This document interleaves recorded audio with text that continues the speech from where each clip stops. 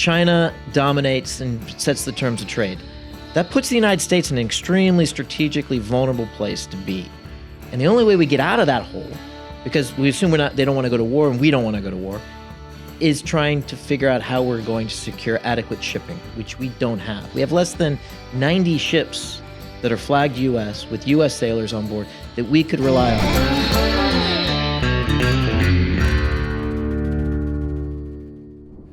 Brent Sadler, it is so fun to sit here with a colleague.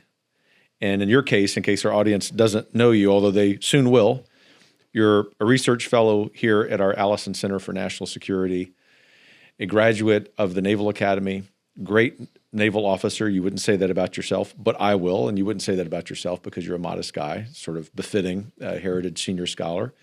And you are someone I have learned a lot about regarding shipbuilding and the urgency of that problem. We're going to talk about that today.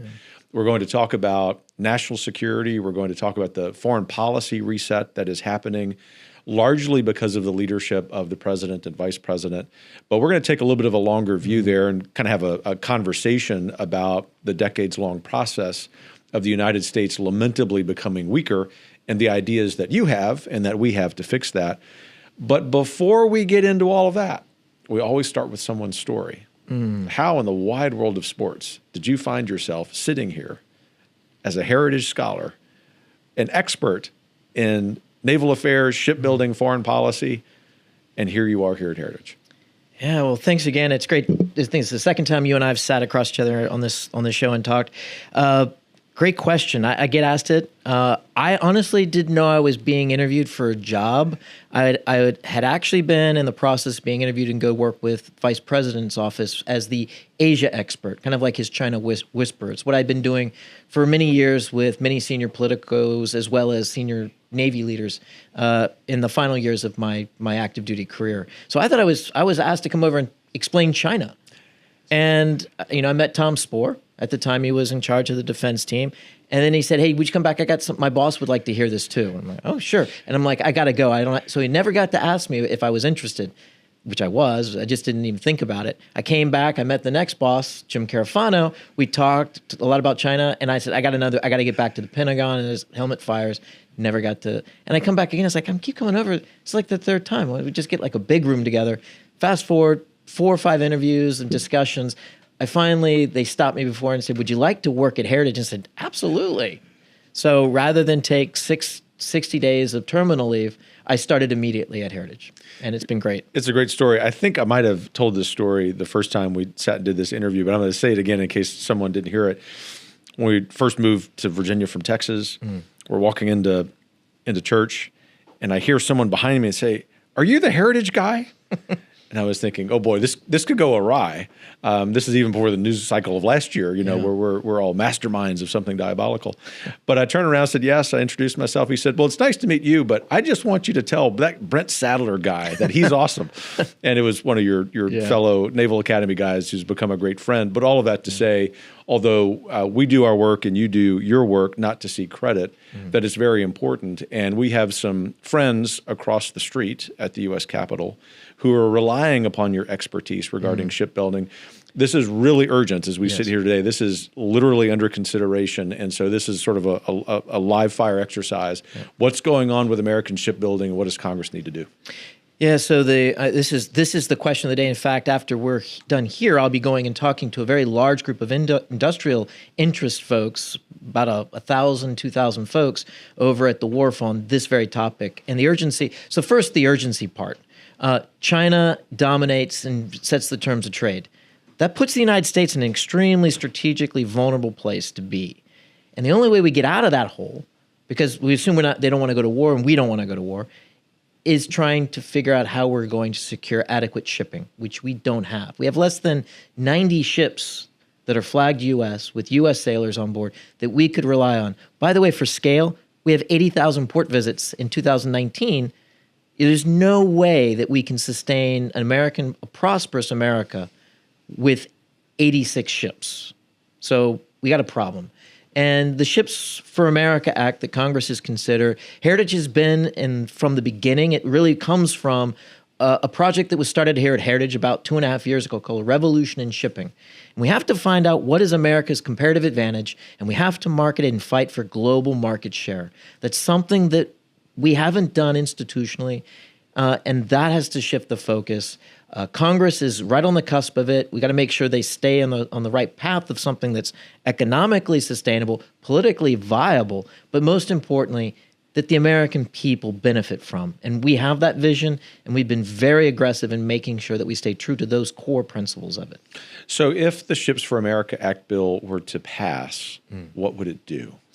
So the way I describe this, and I hate this analogy, but it's the only one I can come to, is a car. For ships, doesn't, but bear with me for a second. So I'm going to bear with you. So 4 wheels of a car, and this cart, this engine, that's going to drive an American maritime, and it's also part of President Trump's, I think, vision for reindustrialization of the nation. The 4 wheels of the car are important. You have to have all 4 of them to go. The first one, you've got the Jones Act, which is it's just kind of it's a feature of nature. It's been around for 100 years. That's your immediate demand signal. It's not the solution. I'll be very clear about that. And that's not what we need to be feeding more into. But if we simply just discard the wheel, the car's going to tip over. So it's a reality, but we have to also look at the other wheel, and the steering wheel's attached to these wheels, so it's going to lead us in the right direction. So it's the leading piece. The other one of this is the ports infrastructure. We have to attract and make America a very lucrative place for capital to come to be invested in, and specifically in our maritime industrial base, building ships, sailing ships, manning the ships. So that's the other front wheel. I'd say the right front wheel where you're going to do the steering from. And the president's already has an executive order, so this is why I'm very confident in saying it is a national priority. It's a priority of this administration. It's also a bipartisan priority over in Congress. But the other 2 wheels, this is where the horsepower is at. And it all fails in moving forward if you don't have the engine connected to the rear wheels. First of this, it's the human capital. It's going to take a while to build this up, but we need welders, we need pipe fitters, we need people that are actually operating cranes in the ports, even though there may be multiple that they're operating remotely, in improving worker proficiencies and productivity. But we don't have enough naval architects. This gets scary. We have 1 professor in this country teaching postgraduate level naval architects. We produce maybe a dozen, and the Navy alone needs thousands of them. So this is scary. This one really, it's like pushing a red button for me. So that's the human capital. And the final wheel, I know I've probably gone a little too long. I like the analogy, by the way. Oh, so far so good. I'm still trying to get it to a ship, though. It's without it getting too technical. But the final wheel is the innovation. And this is the first draft that Congress released in December, which was too late. There was a lot of ornaments on that Christmas tree that shouldn't have been added that made it very hard to get behind aggressively and say that you got the pick for it to be workable. But this final wheel innovation is key. And we need to look at things like maritime prosperity zones. President Trump did similar things, but tie it to the waterfront communities or in this maritime industrial piece to attract the investment, but to attract the creative innovation and also technical innovation hubs where you look at what is the next technology, like small modular nuclear reactors to propel. This is an American comparative advantage. Using dirigibles, balloons, in a form of drone to move cargo from offshore well inland, so you don't have to dredge, build up massive construction projects. In California, it's going to be problematic for environmental problems, but basically leapfrog over that where those hurdles are or where there isn't the capital and get closer to the American public that is either producing, and there'll be more production, more industrial activity when you do this. But that innovation piece is key, and I can go on for far too long on that. But well, we're going to come back to that because there's a lot there, and it's important. But I'll interject this observation about your analogy. Actually, I think the car analogy really works, by the way. But I know as a Navy guy, you want to turn it into a ship. Yeah. But for this layman, I'll say this.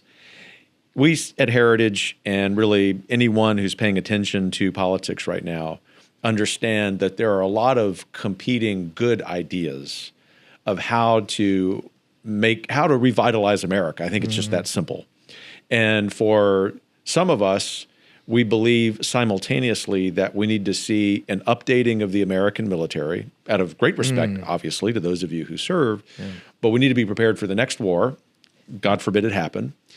Secondly, we have a need to see this country reindustrialize. And at Heritage, we believe two things can be true at once. Number one, it's fine to have a global economic presence, but it's also good if you, especially as it relates to wartime industries, you have some homegrown talent and ability.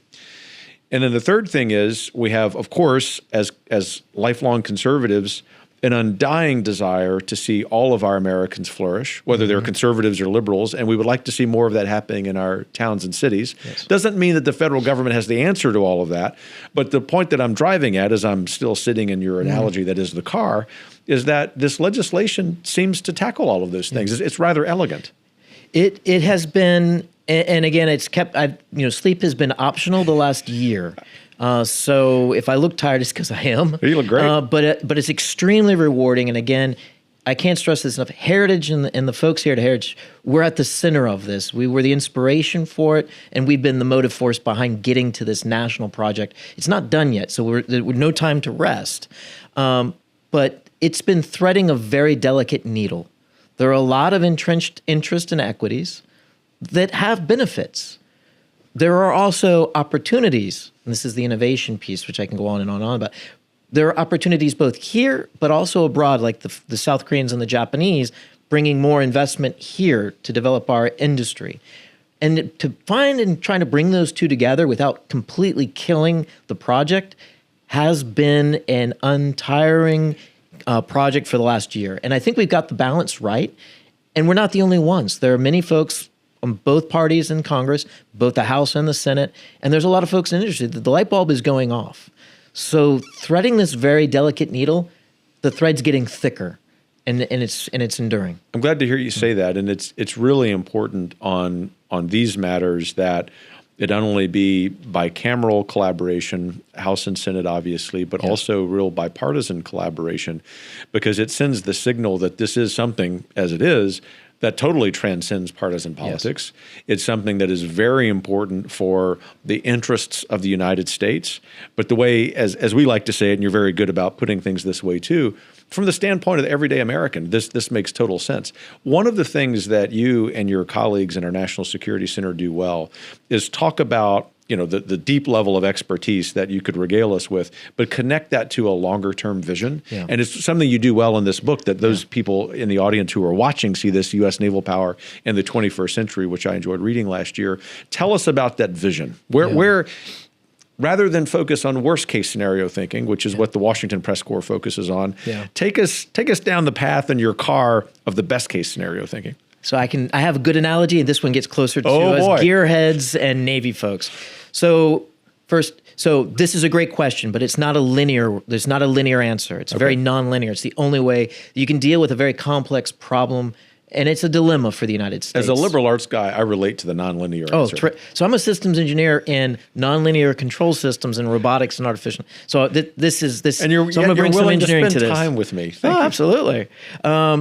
So the analogy is a reduction gear. And a reduction gear, if you take off the case and you look what's inside that, this is how you take two turbines that are spinning at very high RPM speed, and you reduce down that high speed to a lot of horsepower to one shaft that turns the propeller that moves the ship forward. It's the engine.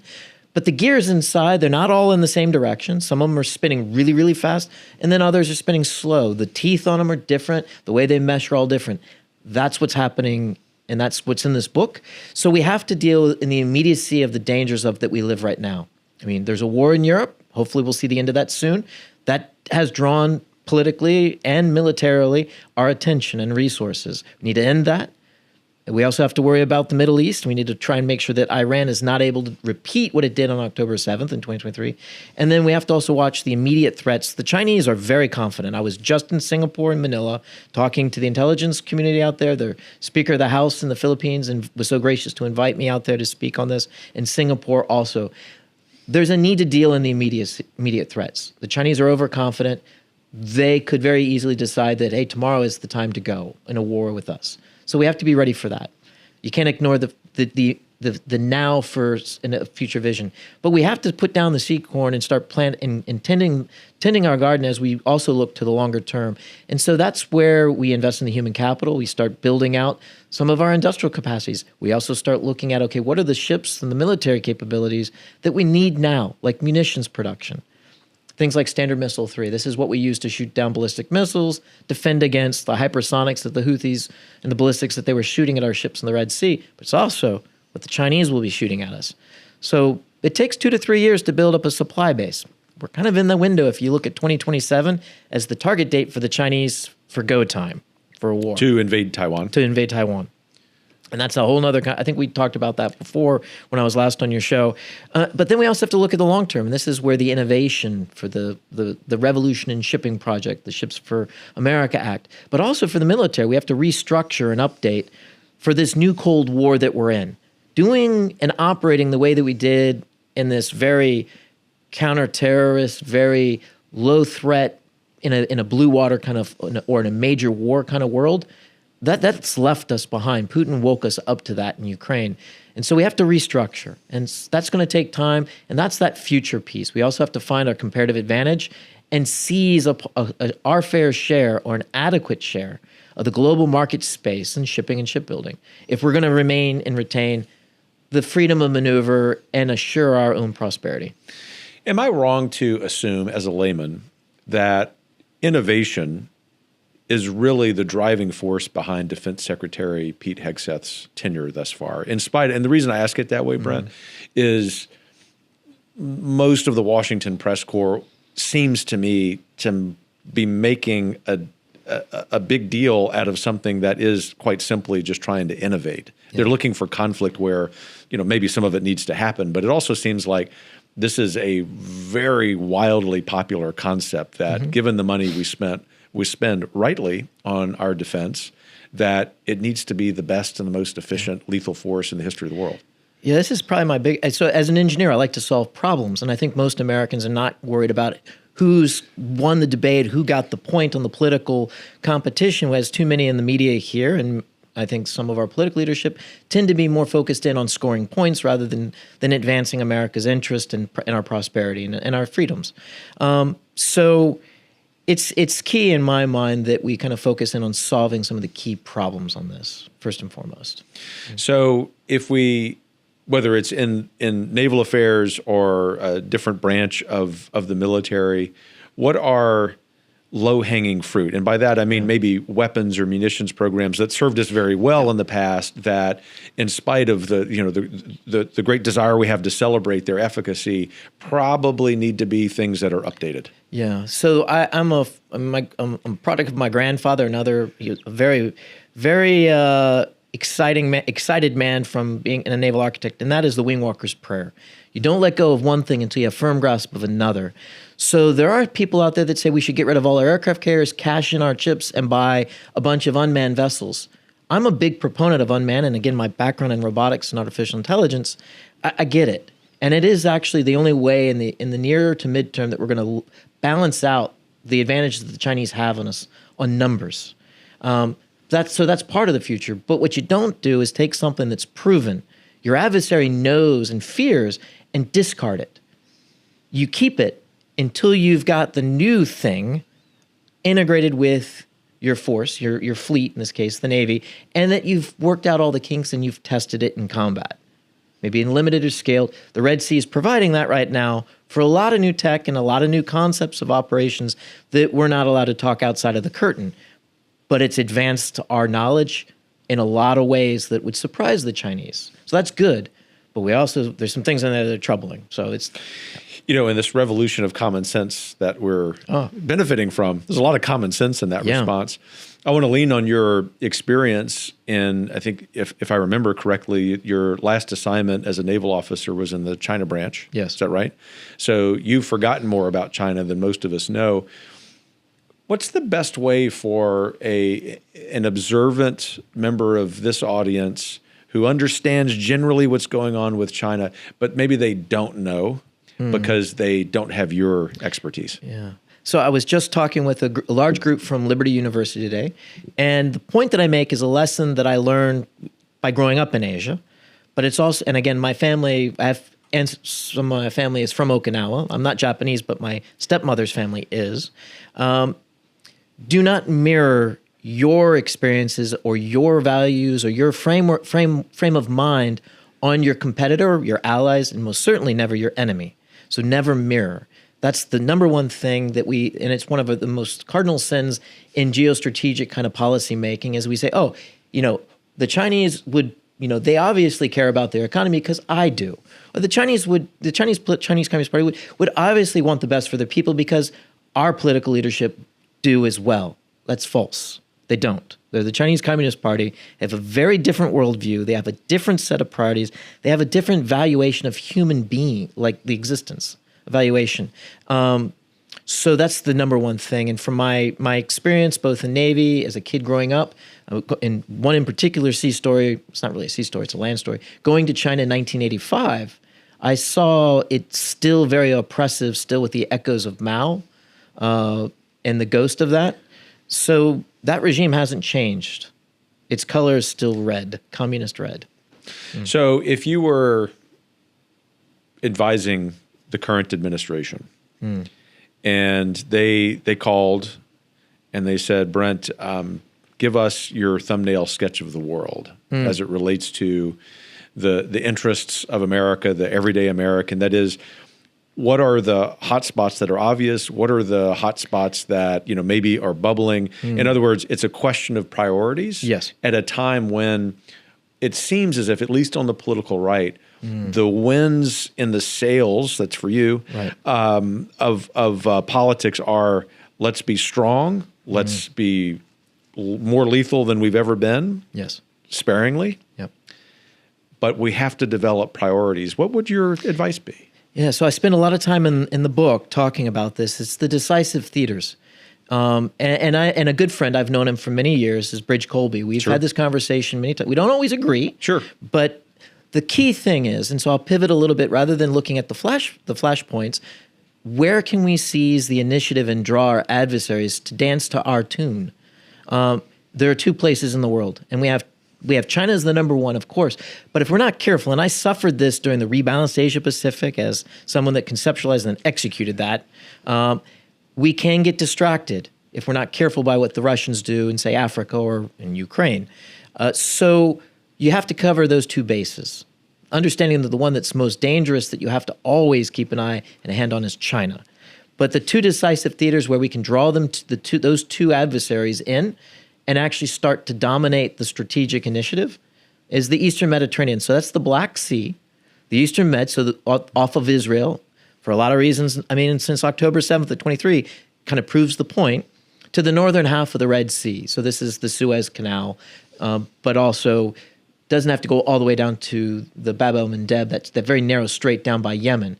That's one. The Russians worked very hard to keep a base in Syria at the darkest of days in the post-Soviet era. They've just got unceremoniously kicked out of Syria.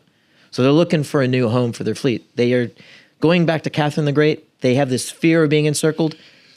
That's where you keep the Russians focused. Get them out of Latin America, get them out of Africa, make them have to focus in that, their soft underbelly. The Chinese, it's the tail end of the Belt and Road initiatives and everything. So being there also gets the Chinese attention and kind of pushes them back. But where you really, the dragon, you keep tweaking the dragon's tail and keep him from going to Latin America and doing a lot of nefarious things in our backyard, South China Sea, Southeast Asia, all the way back through the Han Dynasty. Bad ideas from the Chinese dynastical kind of frame of mind come from the South. They come in through that porous border. The Chinese there are very pragmatic, very capitalistic in nature for thousands of years. So being there, challenging what the Chinese do in a way that other countries are attracted, and this was the genius of the folks in Trump's first term, the free and open Indo-Pacific framework is extremely attractive, and it'll drive the Chinese crazy. That's where we act. So act in the decisive theaters. There's two, so we can focus, and it'll also be a place in which they cannot ignore. And we draw them into our agenda, not theirs. Yeah, rather than accepting their making of the battlefield, right? Yes. Which is, unintentionally what we have done. I don't think there's any American who's wanted to do that intentionally. It's an American policymaker, right? But we haven't necessarily been that smart in our policy over the last years. Yeah. So let me ask a related question. It seems to me that, because I was going to ask you about Taiwan. I know we talked about it when you were here previously, but here we are, early 2025. It is a backdrop to so much of these changes that we need to make in our reindustrialization of our military, of our shipbuilding. What's the current situation there? In other words, are Xi and the CCP leaders taking stock of the new administration, and/or are they doing things aggressively to test us?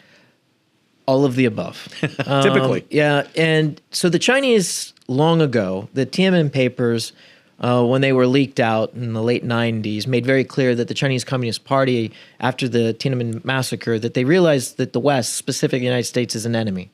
And they treated us that. So everything on the surface, the veneer of business and mutual win-win, it's all baloney.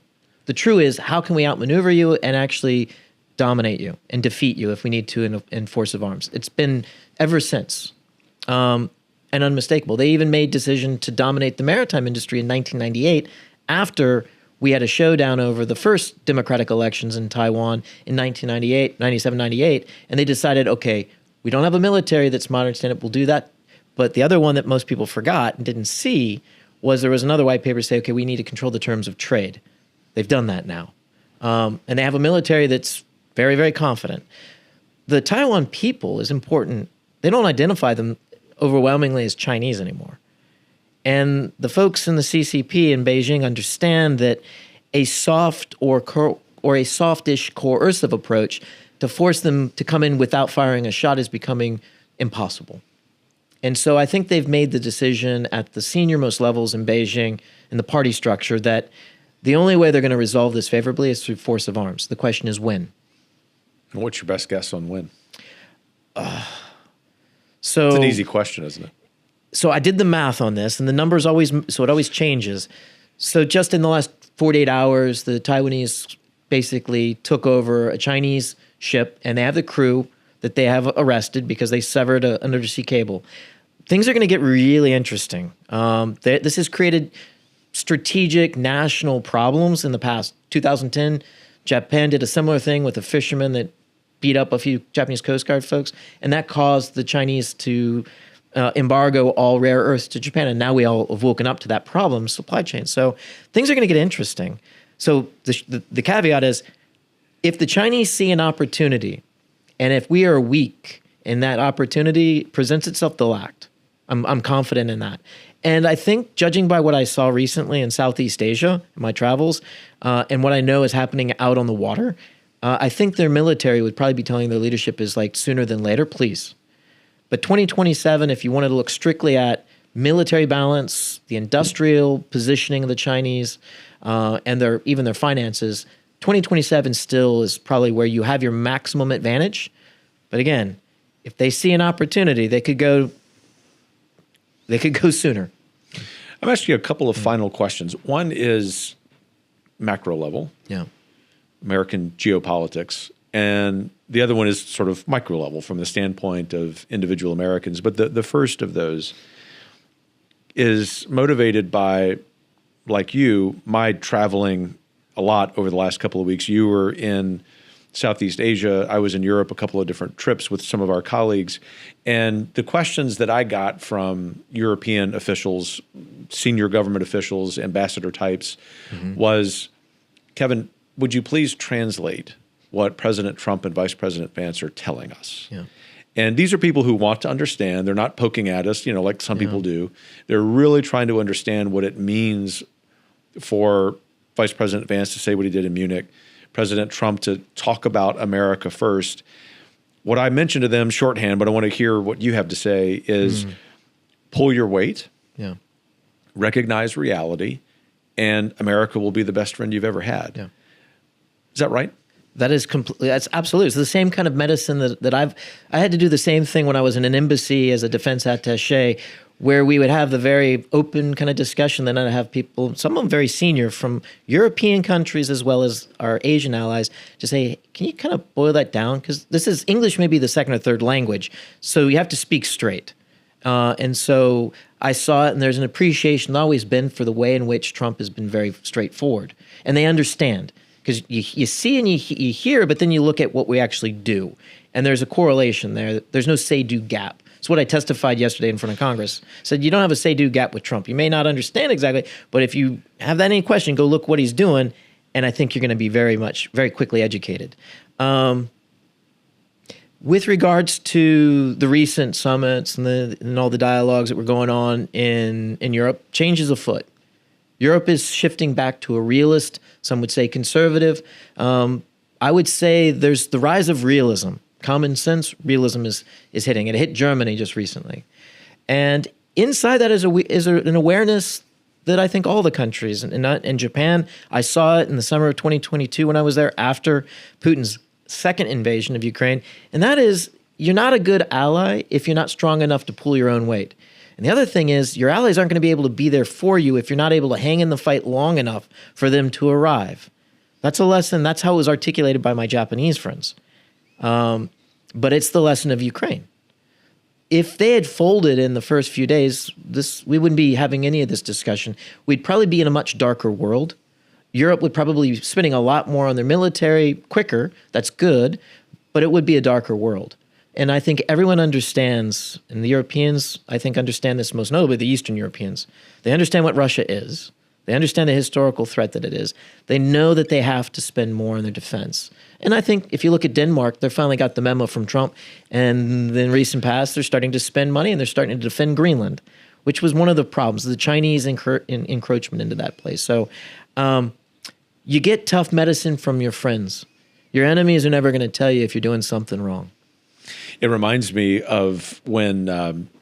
Stoltenberg, the former Secretary General of NATO, came to speak at Heritage, as many folks like him do. We were very happy to welcome him, and I gave him a heads up privately about what I was going to say publicly, and so I can mention it here, and because he talked about it publicly, and my heads up was, sir, all due respect, great respect to you and NATO, we are going to continue on the political right in the United States to talk about your member countries spending more of their GDP on defense the way we do, and several of your member states do. Yeah. And I thought he might say, this is very much to his credit, I thought he might say, oh, Kevin, that's a little sharp. He said, oh, please do. Keep talking about it. We need everybody to be doing this. Yes, absolutely. One of the important cautionaries is that some of our NATO countries start to put some of the personnel cost.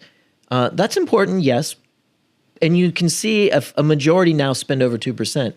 But when you actually, and I love how NATO, and maybe it's his legacy, there's another chart that shows only 11 NATO countries are really spending 11% of GDP on the material, the munitions, the actual things that a military exists and uses. So we're getting better. There's still a long way to go with NATO. Yeah, and the fact that we're having this conversation with that kind of precision is all credit to Trump, who a lot of people like to vilify as hating NATO, and it's just really not at all the case. No. Last question, from the standpoint of individual Americans, maybe younger Americans, and that is, they might be feeling a little more hopeful about the American future. There's still a generation for the first time in our country's history who say the American dream may not be possible for them, but it's a question about military recruiting. Yeah. What advice would you give them? What encouragement would you give them about the American dream broadly, but also about the benefits of military service? So things are changing. For the last few years, we had a very divisive kind of DEI, and I can go into, and I've testified on this as well. It never really sunk in deeply, and it alienated too many people. But as soon as the services, it's even before Trump came back into office, the services were realizing that this was divisive and self-defeating, and the recruiting really was at historic lows. Well, now you have that on top of an administration that very clearly a return to lethality and the mission and patriotism. People want to be a part of that, of all races and creeds and persuasions. It's very diverse. When you look at Navy, it never had a problem. So that alienation, that period of alienation is gone. people are coming back to the military. We need to do better on getting out to more communities and getting recruiters into high schools that don't let them in, and to expose and let Americans know what American military service is all about.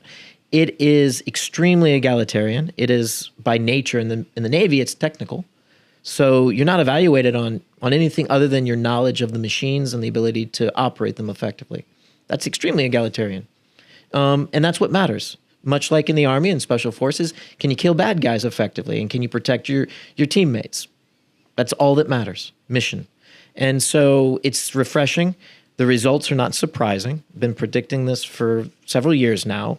But we need to let more Americans know that military service is also a very well-known path, that if you're coming from rural, maybe underserved part of the United States and you want to see the world, but you also aspire to be, much more than work in the town from which you came from, and you want to be contribute greatly to your country, the path, and as it was for me, was through the military. And the doors that are opened after military service are immense. Sometimes you even get to work at Heritage. Yes, absolutely. Brent Sadler, it's always wonderful working with you. And now for the second time, it's been great having this more formal conversation with you. Thanks for joining me. Thanks for your service. Well, thank you very much. Well, as you can tell, we have a lot of not just smart people at Heritage, but great people, great men and women like Brent Sadler. And most of all, what I want to leave you with this week is this last point that Brent made. Hopefully, of course, you've got great intel now in the Ships for America Act and what we need to do with revitalizing our military. But the real important thing is the American dream is alive and well. This is a country that, as the president has become fond of saying, is just beginning the golden era, and we are very proud to play a part. Keep your chin up. We're winning.